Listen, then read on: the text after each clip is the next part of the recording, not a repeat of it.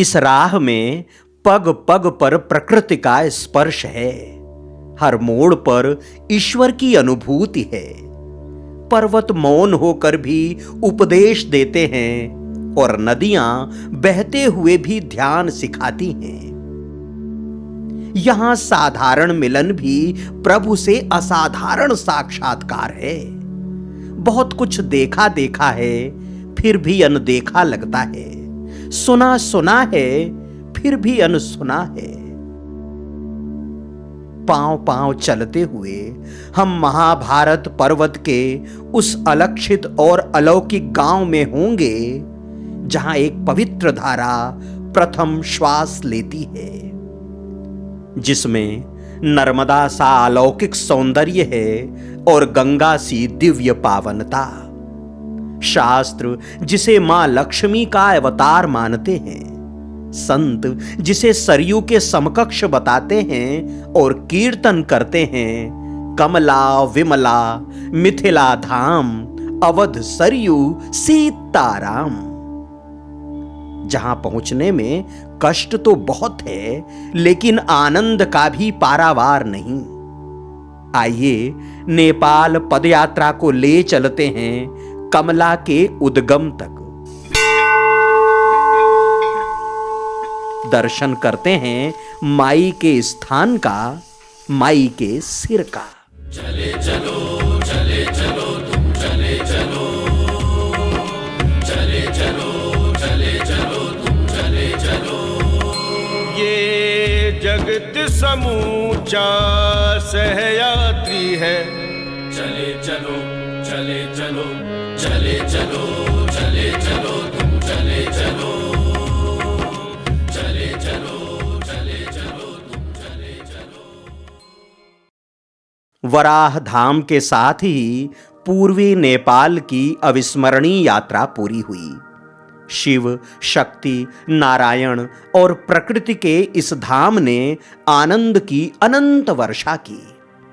पांव अब मध्य नेपाल की ओर बढ़ चले हैं। फिर से वही राह मिल गई है जिससे होकर यहां तक आए थे। वही उखड़ी हुई सड़क और वही प्राकृतिक सौंदर्य, वही पहाड़ से गिरते झरने और चढ़ाई पर धुआं छोड़ती गाड़ियां। 4 किलोमीटर बाद कोशी पुल आया। 2 युवतियां पुल के दूसरे सिरे पर नृत्य कर रही थीं और रील बना रही थीं। मैंने उनका नृत्य शूट किया तो उन्होंने शुक्रिया कहा। उनका शुक्रिया शहतूत के फल की तरह मीठा था। 3:30 बजे तक कटारी स्थित गौरी शंकर मंदिर पहुंच गए। आते समय भी यहां रुके थे। फिर महिलाएं आईं और पुरुष आए। भोजन सामग्री का प्रबंध कर दिया। संतों ने प्रसाद बनाया। सुबह कटारी स्थित शिव मंदिर से निकले तो 6:45 बजे थे। कल रात में भोजन अधिक पा लिया था, इसलिए थोड़ा अजीर्ण लग रहा था। लेकिन पदयात्रा में अजीर्ण भला कितनी देर टिकता। सुपाड़े तक तेजी से आए। यहां से पहाड़ और जंगल प्रारंभ होता है। छोटे रास्ते के चक्कर में मैं और मनोहर दास पहाड़ पर चढ़ गए। चढ़ तो गए, लेकिन गलत दिशा में बढ़ गए। परिणाम यह हुआ कि सड़क पर पहुंचने की बजाय पहाड़ के शिखर पर चढ़ गए। चारों तरफ घना जंगल,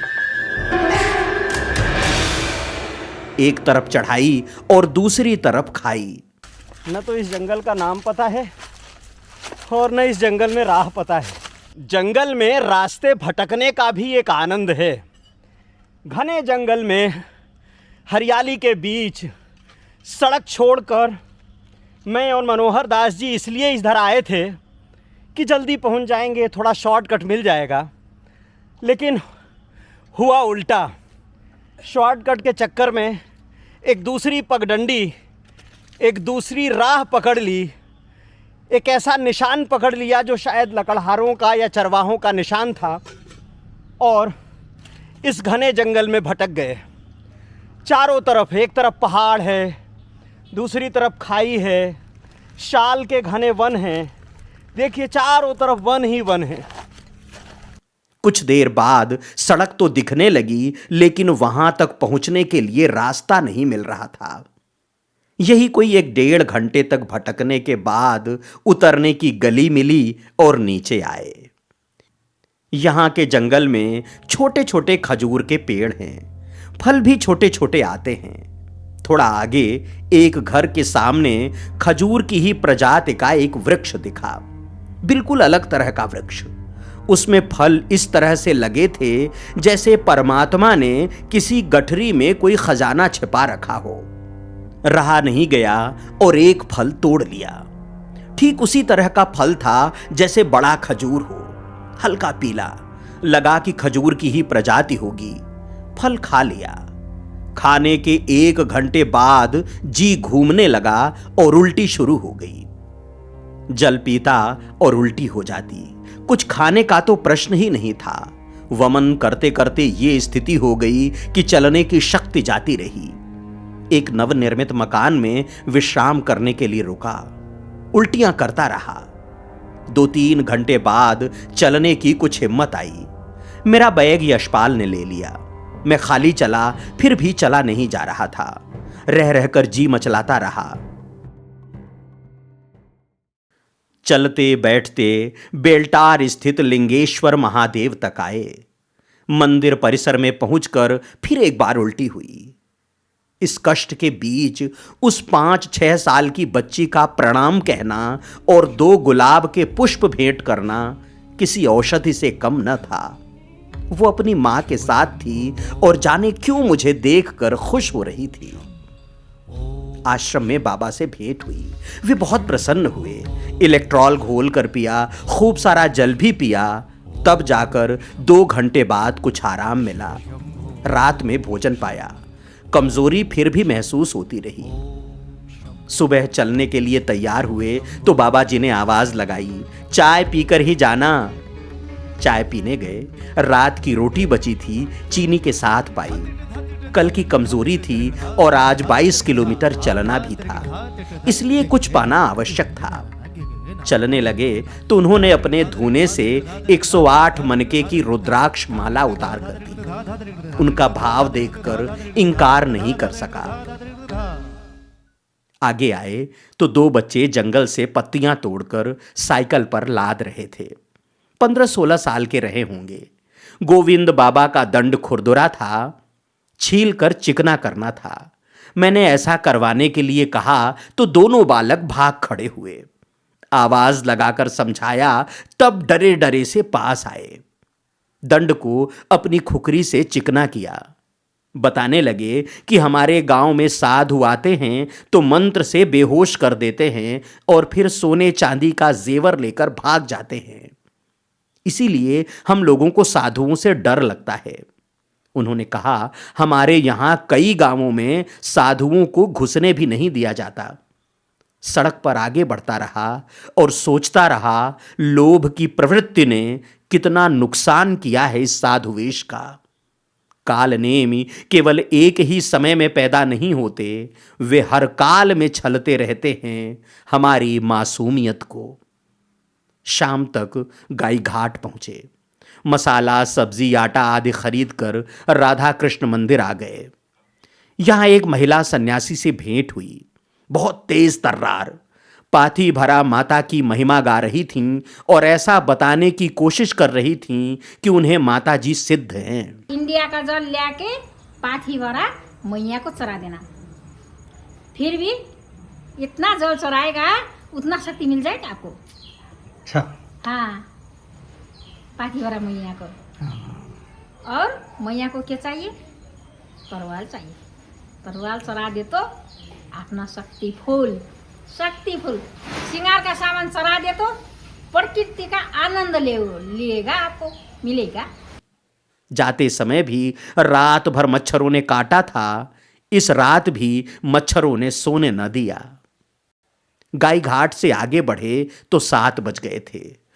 ये त्रियुगा नदी है जो यहाँ सड़क के ठीक किनारे से बह रही है और इस नदी के उस पार फुटबॉल का मैदान है। ये खेल का मैदान कितना सुंदर है। यहाँ नदी के किनारे और उधर पहाड़ों के बीच में जब बच्चे खेलते होंगे तो उनका खेल तो होता ही होगा, उनके मन की प्रसन्नता भी चरम पर होती होगी। तो ये जो नदी का तट है और उस तट के उस पार जो खेल का मैदान है, ये किसी मंदिर से कम नहीं है। कल पांव में 2 छाले पड़ गए थे, इसलिए आज चलने में तकलीफ हो रही थी। पांव दिन भर जूते के अंदर रहते हैं और अंगुलियां आपस में घिसती रहती हैं, इसीलिए छाले आ जाते हैं। रास्ते में राजावास गांव आया, वहां शंभू कटवाल मिले। उन्होंने पहले शॉर्टकट बताया, फिर अपने घर ले गए। संतरे के छिलके और बुरांश के फूलों से बना पाउडर दिया। कहने लगे कि इसे पीने से आप लोगों को डिहाइड्रेशन नहीं होगा। रुद्राक्ष की माला भी पहनाई। उनकी बेटी बेंगलुरु में नर्सिंग की पढ़ाई कर रही है। भारत में रह चुके थे, इसलिए हिंदी भी अच्छी बोल रहे थे। घाटी चढ़ते हुए 2 युवाओं ने अचानक सामने बाइक रोक दी। परिचय पूछा, फिर 10-10 के 10 रुपए दिए और कहा, मेरे पास ज्यादा नहीं है, लेकिन फिर भी हम कुछ देना चाहते हैं। बस आप आशीर्वाद दे दो कि हम जिस काम के लिए जा रहे हैं वो हो जाए। मेरे पास आशीर्वाद देने के अलावा और कोई रास्ता न था। रास्ते में शहतूत के पेड़ खूब थे, खूब फले और खूब पके थे। दोपहर से शाम तक कई बार रुक रुक कर खाया। बहुत मीठे थे, इतने सुस्वादु और इतनी अधिक मात्रा में शहतूत कभी नहीं खाए थे। कल से आज तक आड़ू, रुद्राक्ष के भी कई वृक्ष मिले। मुरकुची में हम जिस शिव मंदिर में रुके थे, उस मंदिर के अध्यक्ष आए और बताने लगे कि यहां पुल पर हर सप्ताह एक्सीडेंट होता था और 3-4 लोग मरते थे, इसलिए गांव वालों ने मंदिर बनवाया। अब हादसे नहीं होते। इसके पहले पहाड़ में भी एक सज्जन मिले थे, वे भी बता रहे थे कि हम लोग आए दिन बाइक वालों को पुल से नीचे गिरते देखते हैं। नशे में धुत युवा खुद मरते हैं और दूसरों को भी मारते हैं। नेपाल पदयात्रा में इस समय हम उदयपुर जिले के मुरकुची गांव में हैं। जब हम वाराह क्षेत्र से पशुपतिनाथ के लिए जा रहे हैं, तब ये गांव हमें रास्ते में मिला है। जब इधर से वाराह जा रहे थे, तब भी इसी स्थान पर रुके थे। शिव मंदिर है और शिव मंदिर के साथ यहाँ बहुत प्राकृतिक दृश्य है। ये जो कुछ खंडहर नुमा आपको दिख रहा है, ये यहाँ से सीधे ऊपर से जलधारा आती है। ऊपर पहाड़ के ऊपर से जलधारा वर्षा के दिनों में आती है, शेष दिनों में तो सूख जाता है। और उसकी वजह से, उस जलधारा की वजह से इन पत्थरों में कटाव हुआ है। पत्थर कटे हैं और कटकर यहाँ कुछ शिवलिंग जैसी आकृति बनी है, जिसे उत्पत्ति शिवलिंग के नाम से यहाँ के लोग पुकारते हैं और पूजते हैं।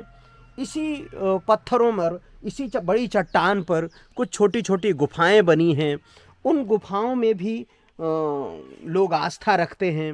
कुछ कुंड बन गए हैं, कुछ चरण चिन्ह बन गए हैं। ये सब कुछ इस तरह से बना है जैसे किसी कलाकार ने कोई कलाकृति बनाई हो। मुरकुची के आगे चढ़ाई ही चढ़ाई थी। ये जो मदन भंडारी मार्ग है, इस तरह से वनों और पहाड़ों के बीच से गुजरता है कि देखना बहुत सुंदर लगता है। हरियाली के बीच से एक काली सड़क कभी ऊपर चढ़ती है, कभी नीचे उतरती है और अपने में आकर्षित किए रहती है, सम्मोहित किए रहती है। सुबह जब चलते हैं तब सूरज पीठ पर होता है। वाराह के लिए जा रहे थे तब पूर्व दिशा की ओर थे। अब जब पशुपति के लिए बढ़ रहे हैं तो पश्चिम दिशा की ओर चल रहे हैं। जब पश्चिम की ओर चलते हैं तो सूरज पीठ पर होता है। जैसे बैग पीठ पर लदा होता है, ऐसा लगता है कि सूरज भी पीछे से सहायता कर रहा है, पीठ पर है और धकेल रहा है आगे के लिए। पेड़ सूरज की पहली किरण चूमकर प्रसन्न थे और पहाड़ों में छिपे हुए झरने आह्लाद से भरे हुए। पहाड़ और वन अगर लंबी दूरी के हों तो सबसे मुश्किल जल की तलाश होती है। ऊपर के पहाड़ों पर, वाराह क्षेत्र इत्यादि में या हिमालय की ऊपरी श्रृंखलाओं में पहाड़ों से वैसे भी जल की धाराएं गिरती रहती हैं, लेकिन जो थोड़ा निचले हिस्से हैं यहाँ पर जल का संकट होता है। दूर दूर तक पानी नहीं मिलता। लेकिन अगर आपको ये पता है कि जल की धाराएं पहाड़ के किस क्षेत्र में अभी भी जीवित हैं, वर्षा काल के बाद ग्रीष्म काल में भी कहाँ पर जल की धाराएं अभी भी शेष हैं, वहाँ आकर आप अपनी प्यास बुझा सकते हैं। जब यहाँ से वाराह क्षेत्र के लिए जा रहे थे तब ये झरना हमें दिखा था। तब ये अंदाज़ा नहीं था कि लौटते समय इसी झरने से अपनी प्यास के लिए गिलास भर पानी मांगना पड़ेगा, अपनी तृष्णा को तृप्त करने के लिए इसके घाट पर आना पड़ेगा। जंगल पहाड़ पार करते करते 11 बज गए। खड़ी चढ़ाई होने से 9 किलोमीटर चलने में 4 घंटे लग गए। पहाड़ चढ़कर नागबेले आए। यहां लकड़ी से बने एक घर में पानी मांगने गए। घर से सुशीला राई निकल कर आईं, बातचीत करती रहीं, फिर सीधा लेकर आ गईं चावल, टमाटर, दाल, सूखी हुई पहाड़ी साग और कुछ रुपए। बड़ी श्रद्धा से समर्पित किया। उन्होंने कहा, मेरा घर पहाड़ के ऊपर है, लेकिन वहां रहना बहुत कठिन है। गर्मियों में पानी नहीं रहता, इसलिए यहां आ गए हैं। घर किराए का है, इसका हर महीने 1000 रुपए देना होता है। बिजली और पानी का 30-30 रुपए अलग। खेत बटाई पर है। 2 बच्चियां, 1 बेटा साथ रहते हैं। पति बाहर कमाते हैं। कहने लगीं, खेती बहुत झंझट का काम है। खेत की जुताई करो, पानी दो, मेहनत करो, फिर बंदर आकर उजाड़ देते हैं। भिक्षा देते हुए बड़ी मासूमियत से कहने लगीं, बड़े लोग केवल अपनी कोठियां भरते हैं। हमने गरीबी देखी है, इसलिए हमें पता है कि भूख क्या होती है। इसीलिए यहां से निकलने वाले हर भूखे को भोजन देने की कोशिश करती हूं। बड़ी बेटी भी हिंदी बोल और समझ रही थी, थोड़ी बड़बोली थी। नेपाल टार में ही मिथिला क्षेत्र स्थित जलेश्वर के दीप यादव मिले। नेपाल से आईडी में काम करते हैं। संत प्रेमी थे। बैठाया, कोल्ड ड्रिंक पिलाया और देर तक बातें करते रहे। कहने लगे कि 50 किलोमीटर के आसपास का ये हिस्सा रहने के लिए बहुत अनुकूल है। इस क्षेत्र में न तो ज्यादा गर्मी पड़ती और न ज्यादा ठंडी। बारिश भी बहुत अधिक नहीं होती। शाम को रुकने के लिए स्थान की तलाश करने लगे। जिससे भी पूछते कोई न कोई बहाना बना देता। शाम के 5:30 बज रहे थे, तब एक सदाचारी महिला ने आश्रय दिया। नवनिर्मित घर के बाहर शेड और भोजन बनाने के लिए पात्र वगैरह। कपड़े गंदे थे, बैजनाथ नदी में जाकर धुले, स्नान किया और ऊपर आ गए। सभी ने मिलकर खिचड़ी बनाई, पाई सचमुच बहुत स्वादिष्ट थी। कल रात और आज सुबह जब स्नान के लिए बैजनाथ नदी में गए तो ऊपर के पहाड़ में आग लगी हुई थी। जंगल जल रहा था। रात को जब सिंधुली जिले के शंखटार गांव पहुंचे तो यहां के जंगल में भी वही स्थिति थी। दिन में तो ये वन केवल सुलगता सा प्रतीत होता है, लेकिन जैसे ही सांझ होती है जंगल के बीचों बीच आग की एक रेखा सी खिंच जाती है। शंखटार में जब ग्रामीणों से पूछा कि आग कैसे लगती है, तब उन्होंने बताया, वन विभाग वर्ष के अंत में घर बनाने के लिए सस्ते दामों में ग्रामीणों को लकड़ी देता है। ग्रामीण लकड़ी काटने के लिए जाते हैं और बीड़ी पीकर माचिस की जलती हुई तीली वहीं छोड़ देते हैं। आग लग जाती है। ये आग पिछले 3-4 दिन से लगी हुई है। उन्होंने ये भी कहा कि यहाँ के जंगल में मोर बहुत हैं, हिरन, भालू, नीलगाय भी हैं। मार्च अप्रैल का ये समय मोर के अंडा देने का होता है।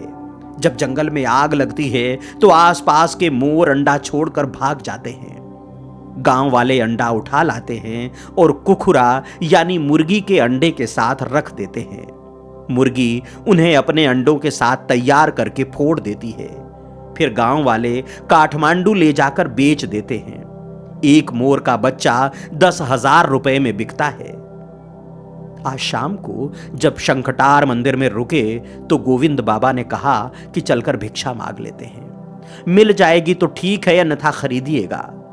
गांव में चले गए। ज्यादा संपन्न लोग नहीं थे, अधिकांश छोटे किसान ही थे। हिंदी भी बहुत अच्छे से नहीं समझ रहे थे, लेकिन याचक की देह भाषा समझ रहे थे। सबने थोड़ा थोड़ा चावल दिया। कुछ लोगों ने साथ में आलू और टमाटर भी दिए।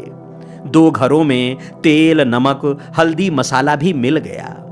खाना बनाने के लिए बर्तन मांगा तो छोटे छोटे पात्र मिले। बाद में एक माताजी ने थोड़ा बड़ा पात्र दिया जिसमें खिचड़ी सिद्ध हुई। भिक्षाटन में एक नई बात देखी। मैं जिस घर में गया वहां के पुरुष ने महिला से कहा, बाबा जी को थोड़ा चावल और आलू दे दो, लेकिन गिलास से पूरा चावल मत देना, उस पात्र में 4 दाने बचा लेना। महिला ने ऐसा ही किया। होगा कोई टोटका कि देते समय पात्र को पूरा खाली मत करो। लोक भाषा के शब्द दूर देश में भी कितनी साम्यता लिए होते हैं। मध्य प्रदेश में विंध्य के हिस्से में ब्राह्मण को दिए जाने वाले अन्नदान को सीधा कहते हैं। यहां भी ब्राह्मणों या साधुओं को दिया जाने वाला अन्नदान सीधा ही कहलाता है। शाम को गांव के कई लोग आ गए। शिवरात्रि पर इस मंदिर का उद्घाटन हुआ है। सभी इस बात को बड़ी प्रसन्नता से बता रहे थे। मंदिर बनाने में सभी ग्रामीणों का सहयोग है। रात भर मोरों की आवाज आती रही। जंगल में आग लगी थी, उनका घर जल रहा था। ऐसे में ये उनका रुदन था या कि उनका गीत कह नहीं सकते। घर जलता देखकर रो भी सकते हैं, आग लगाने वालों को शाप भी दे सकते हैं, और उस सब को अनदेखा कर सदा की तरह खुशी के गीत भी गा सकते हैं। खैर, हम लोग खिचड़ी पाकर लेटे और घोड़े बेचकर सो गए। कल से बागमती प्रदेश में चल रहे हैं। दुधौली जिला बागमती में ही है। सुबह शिव मंदिर से निकले तो 6:30 बजे थे। दुधौली पहुंचे तो सुबह के 7:30 बज रहे थे। जाते समय शाम हो रही थी, इसलिए यहां दर्शन नहीं कर पाए थे। पहाड़ी के ऊपर भगवान भोलेनाथ की मुखाकृति बहुत सुंदर है, सड़क से ही आकर्षित करती है। पहाड़ के ऊपर तक जाने के लिए मार्ग है, लेकिन हमने सड़क के मध्य से ही दर्शन किए। सुबह 10 बजे खनिया गांव पहुंचे। यहां आकर हमारी वराह धाम की यात्रा पूरी हुई। 15 दिन पहले इसी जगह से पूर्वी क्षेत्र की ओर निकले थे। अजीत तिवारी और राजेश दास ने यहीं छोड़ा था। अब यहां से दूसरे चरण अर्थात पशुपति क्षेत्र की यात्रा प्रारंभ हुई। लक्ष्मीपुर पहला गांव आया। डकहा आते आते दोपहर के 1 बज गए। शिव मंदिर दिखा तो विश्राम के लिए पहुंच गए। छोटा मंदिर था और बहुत तेज हवा चल रही थी। पीने के लिए जल भी नहीं था। घंटे भर विश्राम के बाद कमला माई चले गए। थोड़ी ही दूर पर थी मां कमला। बहुत देर तक बैठे रहे। कमला का निर्मल जल सम्मोहित करता रहा। 2-3 बार में भर पेट पिया।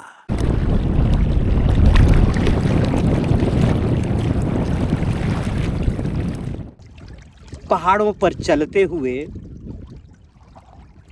ये जब नीचे उतरती है धीरे धीरे,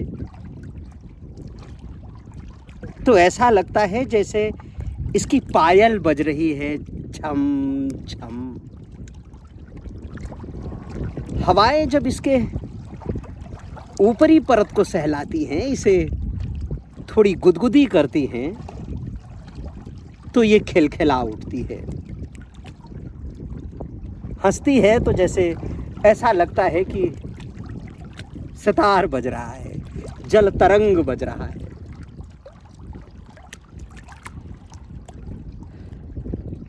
कभी कभी लगता है कि जब नदियां इस तरह से बात करती हों, इस तरह से गुनगुनाती हों, इस तरह से बोलती हों, इस तरह से मुस्कुराती हों, इस तरह से हंसती हों, तो किसी और को नहीं बोलना चाहिए। उन्हें सिर्फ सुनना चाहिए, उस संगीत को, उस स्वर को, उस नाद को केवल सुनना चाहिए। लेकिन बावरा मन है कि जब कुछ सुरीला सुनता है, कुछ आनंददायक सुनता है, कुछ मन भर के देखता है, कुछ मन भावन देखता है, तो वाह कह उठता है, अद्भुत कह उठता है, अलौकिक कह उठता है, अनुपम कह उठता है। और फिर शब्द है कि फूटते चले जाते। सुबह जब चलते हैं आंखों में धुआं लगता है, समझ नहीं आता कि ये धुआं कहां से आ रहा है। लेकिन जब शाम को रुकते हैं और रात होती है तब पता चलता है कि ये जलते हुए जंगल का धुआं है। उसकी सुलगन ही दिन भर आंखों में चुभती है। जंगल में जगह जगह आग सुलगती मिलती है। कई जगह तो लगता है जैसे श्मशान घाट हो। सच है, ये जंगल का श्मशान घाट ही तो है।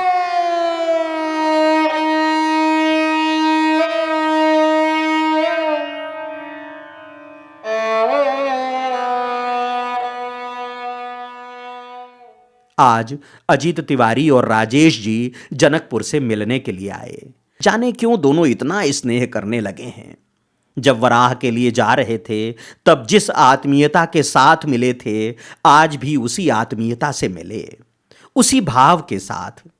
तिवारी जी जनकपुर के शासकीय अस्पताल में हैं। कहने लगे कि इस पहाड़ में सांप बहुत हैं, इस इलाके से सर्पदंश के बहुत केस आते हैं। शाम को भीमान से 1 किलोमीटर पहले शिव मंदिर में रुके।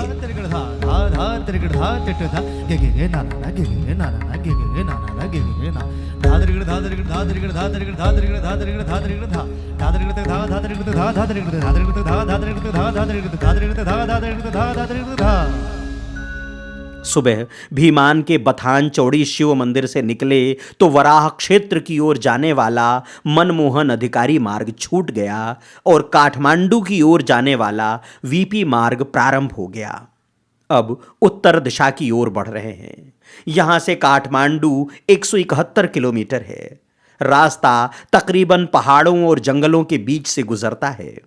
छोटे छोटे गांव भी हैं, लकड़ी के पुराने घर हैं, खेतों में काम करते मजदूर मिले। इस मार्ग पर भी खेतों में धान और मक्के की खेती भरपूर है। पूरा रास्ता मां कमला के तीरे तीरे ही है। बीच बीच में दूसरी नदियों का मिलन भी इसमें होता रहता है। हालांकि अन्य नदियों में जल नहीं है, केवल छोटे बड़े पत्थर ही उसके प्रवाह मार्ग में हैं। रास्ते में गांव भी अलग अलग नाम वाले हैं। एक गांव मिला बाघ मारे। यहां कभी किसी ने बाघ मारा होगा या फिर बाघ ने किसी को मार दिया होगा। एक गांव है इनार पानी। इसके पहले ताता पानी, धार पानी, चीसा पानी आदि गांव मिल चुके हैं। इनार यहां कुएं को कहते हैं। कभी कुआं ही जल का स्रोत रहा होगा, इसलिए इसका नाम इनार पानी हो गया होगा। ताता पानी गर्म पानी वाला गांव होगा तो चीसा पानी ठंडे पानी वाला गांव। 10 किलोमीटर बाद आया माई स्थान। मुख्य मार्ग पर ही बोर्ड लगा था। यहां पहाड़ से उतरने वाली ग्वांग नदी का कमला से संगम होता है। दीदी का ऊपर मंदिर है, वहीं से आता है। अच्छा। और वो कमला नदी है, वहाँ माता के चरणों से आता है। मेन यहाँ पर संगम होता है। हाँ, संगम इन्द्रेणी होता है। इन्द्रेणी संगमलाई इन्द्रेणी भन्छ हाम्रो नेपालीबाट। अच्छा। ग्रीष्म में ग्वांग के प्रवाह को रोक कर रखा जाता है जिससे जल का भंडारण हो सके। वर्षा काल में न तो ग्वांग को रोका जा सकता है और न कमला को। इन दोनों नदियों के संगम के ऊपरी घाट पर कमला माई का प्राचीन मंदिर है। झूला पुल बना है और इसी पुल से मंदिर तक जाते हैं। गर्मी के दिनों में नदियों में उतरकर भी जा सकते हैं, लेकिन वर्षा में तो यही पुल एकमात्र मार्ग रहता होगा। जो कमला नदी बारिश में प्रलयंकारी रहती होगी, ग्रीष्म में उसमें महिलाएं भोजन बना रही थीं। नदी में इस तरह चूल्हा जलते हुए देखना विचित्र सा लगता है। ये नदी के देश में आग का अतिक्रमण है। कमला माता का मंदिर पहाड़ की परंपरागत शैली में बना है। दूर से देखने पर ही आकर्षित करता है। अंदर का विग्रह शिवलिंग जैसा दिखाई देता है, लेकिन चढ़ावा माता जी का चढ़ता है। माई के समीप ही गणेश जी और दुर्गा माई की मूर्तियां हैं। मंदिर के बाहर भी कमला का एक विग्रह रखा है। मुख्य द्वार पर सिंह की आकृतियां हैं। इससे लगता है कि कमला माई दुर्गा की अवतार हैं, जबकि शास्त्र कमला को लक्ष्मी का अवतार मानते हैं। मंदिर परिसर बहुत सुंदर दिखाई देता है। रास्ते में लोगों ने इस माई स्थान को ही कमला का उद्गम स्थल बताया था। जब गांव वालों से माई की प्रकट स्थली देखने की इच्छा व्यक्त की तो उन्होंने कहा कि उद्गम तो 8 किलोमीटर दूर है। उसे माई का सिर कहा जाता है। यह तो कमला माई का मंदिर है। यहां तक आ गए थे तो उद्गम को भी प्रणाम करना ही था। पहले योजना थी कि बैग यहीं छोड़कर उद्गम तक जाएंगे और शाम को वापस आ जाएंगे, लेकिन जब पता चला कि वहां भी रुकने की जगह है तो वहीं रुकने का मन बना लिया। बैग लेकर चल पड़े। प्रारंभ में पक्की सड़क मिली तो लगा कि उद्गम तक ऐसा ही मार्ग होगा। उत्साह की उम्र कुछ ही मिनट हुई होगी कि पथरीली पगडंडी आ गई।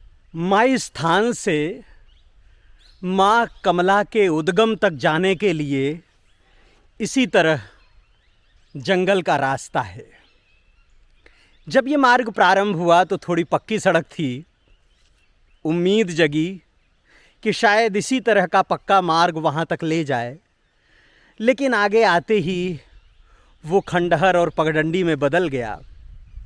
फिर इस जंगल ने अभिनंदन किया और उसी तरह जंगल के बीच से एक पगडंडी है जो आगे जा रही है और आमंत्रित कर रही है कि चलो माई के उद्गम तक चलो, थोड़ी सी हिम्मत रख के चलो, थोड़ा सा हौसला रख के चलो। फिर पूरा रास्ता ऐसा ही था। छोटे छोटे गांव, सूखी सूखी नदियां और जंगल का मार्ग।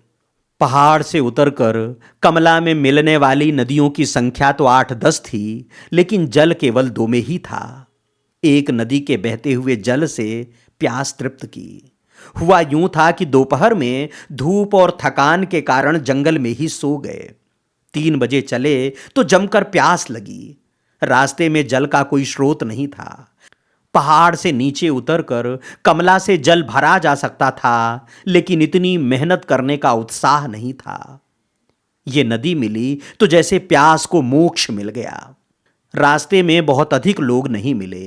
3 ऑटो निकले जिसमें कुछ लोग थे, 3 बाइक निकली और 2 फेरी वाले।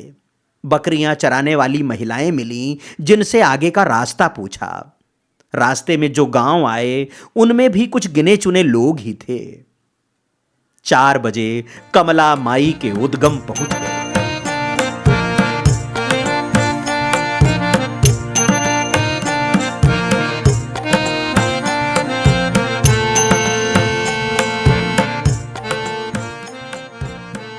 मंदिर है जिसमें कमला माई की मूर्ति विराजी है। सामने स्विमिंग पूल नुमा तालाब है जिसमें कमला का जल एकत्र होता है। मंदिर में कोई भी नहीं था, पूरी तरह सन्नाटा था। जो पुजारी यहां रहते हैं उनके घर में कुछ कार्यक्रम था तो वे भी चले गए थे।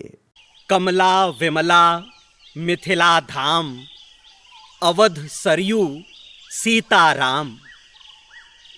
हमारे देश में, हमारे भारत में, मंदिरों में, साधुशाही में और भजनों कीर्तनों में इन 2 पंक्तियों को बहुत आदर और सम्मान के साथ गाया जाता है। जिन कमला का जिक्र हमारे यहाँ लगभग मंत्र की तरह होता है, आज उन्हीं कमला के उद्गम में है। ये उद्गम नेपाल के बागमती प्रदेश में सिंधुली जिले में है। महाभारत पर्वत श्रृंखला के चूरे क्षेत्र से माई का उद्गम होता है। पार्श्व में जो मंदिर दिखाई दे रहा है ये मां कमला का मंदिर है। मां कमला का विग्रह इनके भीतर है और माई कमला ठीक इसी मंदिर के पिछवाड़े से प्रकट होती है। सबसे पहले मां कमला के विग्रह को प्रणाम कर लेते हैं। गिरि और कानन के मध्य में बसा ये मंदिर वैसे तो अपने आप में ही एक विग्रह है। मंदिर का दर्शन ही साक्षात कमला का दर्शन है, लेकिन गर्भगृह में विराजी मां कमला का स्वरूप भी अलौकिक है। देखने में ये भले ही पत्थर की साधारण सी मूर्ति प्रतीत हो, लेकिन हजारों लोगों को अपने चरणों में बुलाने वाली असाधारण ऊर्जा है। इसमें कला नहीं, काल की अमिट छाप है। माई के विग्रह से मिलने के बाद चलते हैं मंदिर के पीछे और देखते हैं कमला को जन्म लेते हुए, उन्हें प्रकट होते हुए। मां कमला का उद्गम हो रहा है। माई कमला, जिन्हें कलयुग की गंगा कहा जाता है, जो नेपाल को भी तारती हैं और सनातन आस्था को भी तारती हैं, उसे धन्य करती हैं। उत्तरायणी होकर जाने कितनों के पाप को धोती हैं, फिर जाकर गंगा में मिलती हैं और गंगा हो जाती हैं। यहां पर इतने अद्भुत तरीके से निकलती हैं, इतने अद्भुत स्वरूप में प्रकट होती हैं कि बस देखते ही बनता है। आमतौर पर जो हिमालय के ऊपरी श्रृंखला से ग्लेशियर से नदियां निकलती हैं, वे अपने धार के साथ, प्रवाह के साथ निकलती हैं, वेग के साथ निकलती हैं, और उस वेग को धारण करने के लिए भगवान भोलेनाथ जैसा कोई परम सत्ता चाहिए जो अपने सिर पर धारण करे, अपनी जटाओं में बांधे। लेकिन ये नदियां, चाहे नर्मदा हो या यहां पर मां कमला हो, इतने आहिस्ते से निकलती हैं, इतने प्रेम से, इतने स्नेह से और इतने आध्यात्मिक भाव से प्रकट होती हैं कि हम इन्हें अजूली में भर सकते हैं, हम इन्हें सिर पर धारण कर सकते हैं, हम इन्हें प्रणाम कर सकते हैं, इनके पास बैठ सकते हैं और इन्हें स्पर्श कर महसूस कर सकते हैं। इनके जल से आचमन कर अपने आप को पावन कर सकते हैं। कमला बिमला मिथिला धाम, कमला बिमला मिथिला धाम, अवध सरयू सीताराम, अवध सरयू सीताराम, कमला बिमला मिथिला धाम, कमला बिमला मिथिला धाम, अवध सरयू सीताराम, अवध सरयू सीताराम, कमला बिमला मिथिला धाम, कमला बिमला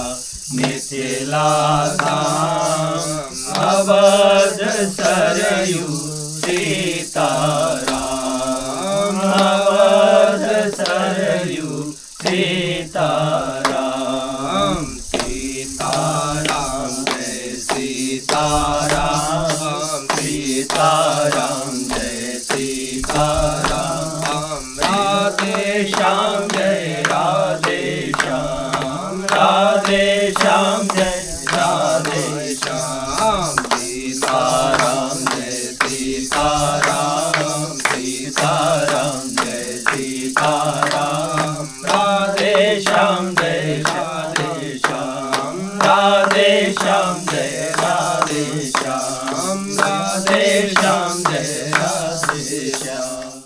हम लोगों ने दर्शन किए। अब सोच रहे थे कि भोजन का क्या प्रबंध किया जाए। तभी गांव के एक व्यक्ति आए और बोले कि 1 घंटे में आकर बर्तन देते हैं। हम लोग प्रतीक्षा कर रहे थे, लेकिन कोई नहीं आया। जब शाम हो गई तब यशपाल और मनोहर गांव गए। बड़ी मुश्किल से एक युवा आया और सामने बने वृद्धाश्रम का ताला खोलकर बनाने खाने का सामान और सामग्री दी। इसी वृद्धाश्रम के शेड के नीचे आसन लगाया और सामने चूल्हा जलाया। रामनवमी थी तो गोविंद बाबा का उपवास था। उनके लिए यशपाल और मनोहर ने आलू उबाला, फिर सब्जी रोटी बनाई। दिन भर की भूख ने भोजन प्रसाद को खूब स्वादिष्ट कर दिया था। रात कमला माई के आंगन में बीती। बहुत ही शांत और अद्भुत रात।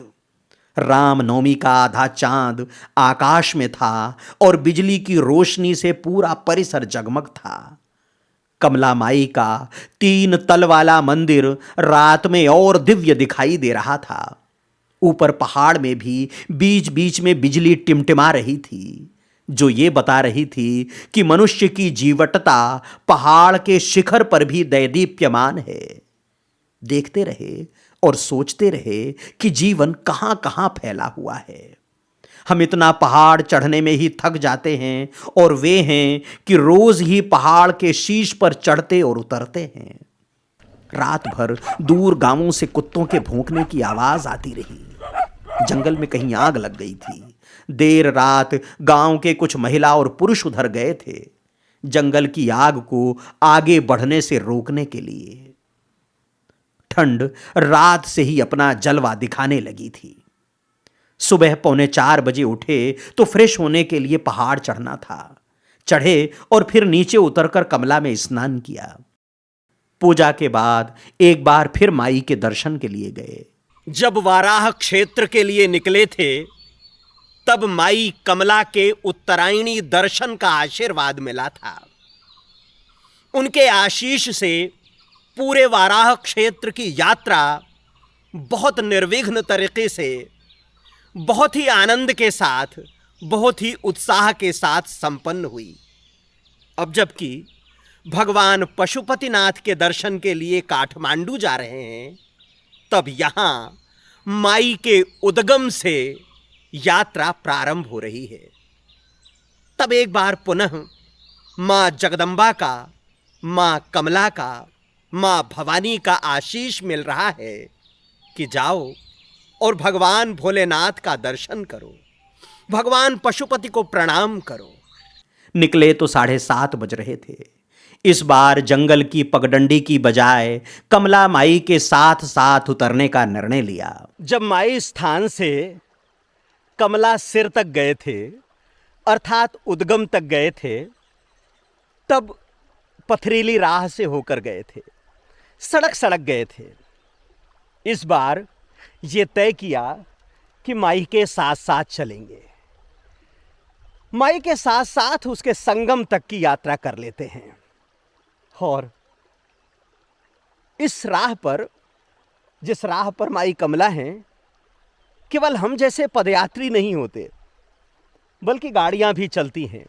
रेत लेने के लिए रेत के वाहन आते हैं और पर्यटन करने के लिए पर्यटक वाहन भी आते हैं। तो ये ग्रीष्म काल में जो माँ कमला का मार्ग है वो सभी के लिए खुल जाता है, चाहे वो पदयात्री हों या वाहन यात्री। मैया सबको साथ साथ लेकर आगे बढ़ती हैं। हम भी बढ़ते ही रहते हैं। बड़े आराम से आए। कमला में जल का प्रवाह उतना नहीं था कि उतरने में परेशानी हो। हाँ, ये बात अवश्य थी कि विस्तृत पाट में जल कभी इधर होता तो कभी उधर होता। हमें भी उसी के साथ इधर उधर होना पड़ता। नदी के साथ लगभग 8 किलोमीटर की यात्रा बहुत आनंददायक रही। पत्थर, कंकर, छोटे बड़े सबको पार करते हुए उद्गम पहुंचे थे। दर्शन हुआ, बहुत पवित्र दर्शन हुआ। अब लौटते समय विचार आया कि उसी राह पर क्या चलना जिस राह से होकर आए। तो माई के साथ साथ चल पड़े। कमला माई के साथ साथ उद्गम से लेकर यहाँ माई स्थान के संगम तक की यात्रा कर ली। मैया के साथ जितनी देर का साथ हुआ, जितने पल का संग हुआ, अद्भुत रहा। पत्थर तो थे क्योंकि उन्होंने अपनी सवारी के लिए पत्थर इकट्ठे किए हैं। वर्षा काल में इसी पत्थर पर होकर दौड़ती हैं, पहाड़ों से इसी पत्थर को लाकर जमा करती हैं और फिर इसी पत्थर पर अपनी यात्रा करती हैं। इसी पत्थर पर स्वयं को पटक पटक कर, पखार पखार कर निर्मल करती हैं। तो उनके साथ साथ थोड़ा मन निर्मल हुआ, उनकी यात्रा के साथ साथ थोड़ा आनंद निर्मल हुआ और उनके साथ साथ चलते हुए थोड़ा जीवन भी निर्मल हुआ।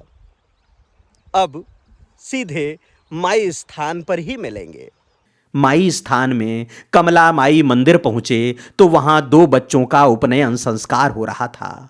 वही भारत जैसा मंडप, स्त्रियों का वैसा ही पहनावा, वैसा ही श्रृंगार और उसी तरह की औपचारिकताएं। कल जब आए थे मंदिर लगभग खाली था, आज पूरी तरह से भरा हुआ था। इसके पहले कि हम विदा की राम राम कहें, जान लेते हैं कि माई स्थान तक कैसे पहुंचे।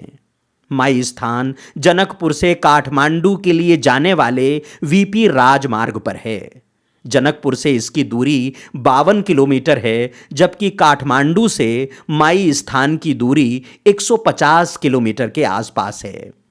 कमला माई का मंदिर, जिसे माई स्थान भी कहते हैं, राजमार्ग के समीप है, जबकि कमला माई का सिर अर्थात उद्गम मुख्य मार्ग से 8 किलोमीटर ऊपर महाभारत पर्वत पर है। जनकपुर काठमांडू वीपी राजमार्ग पर बड़ी गाड़ियां प्रतिबंधित हैं, इसलिए छोटी छोटी गाड़ियां मिलती हैं।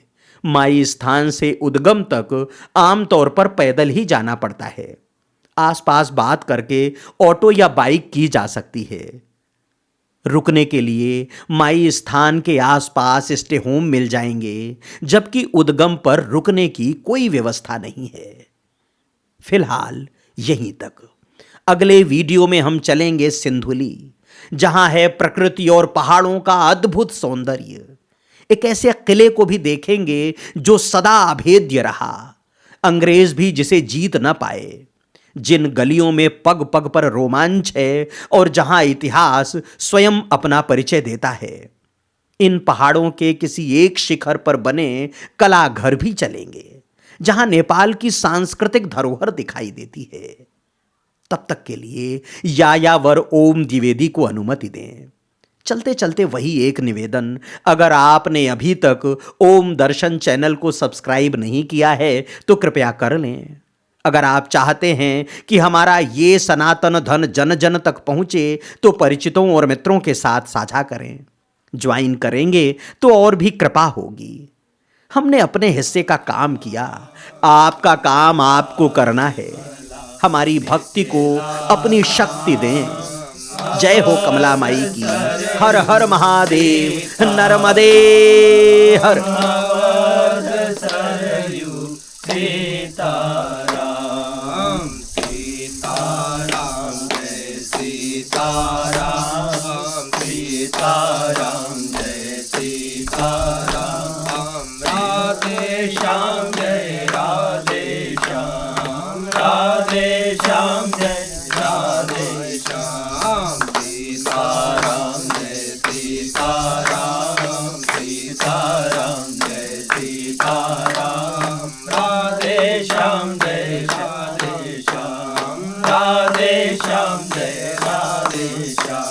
Radhe Shyam, Jai Radhe Shyam.